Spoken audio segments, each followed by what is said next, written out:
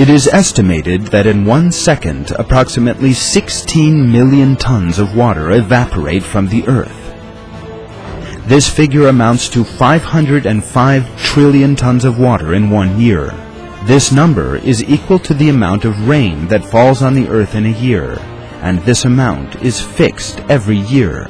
Therefore, water continuously circulates in a balanced cycle according to a measure. However, this delicate measure, only determined through means afforded by modern technology, was miraculously revealed in the Quran 14 centuries ago.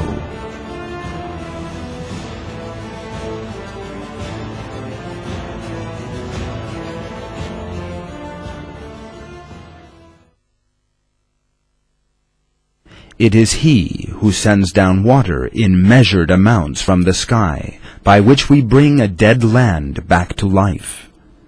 That is how you too will be raised from the dead.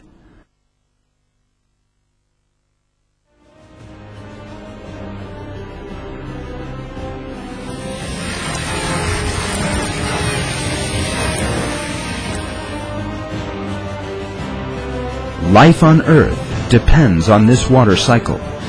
Even a minor deviation in this equilibrium would soon give rise to a major ecological imbalance that would make the Earth unfit for life.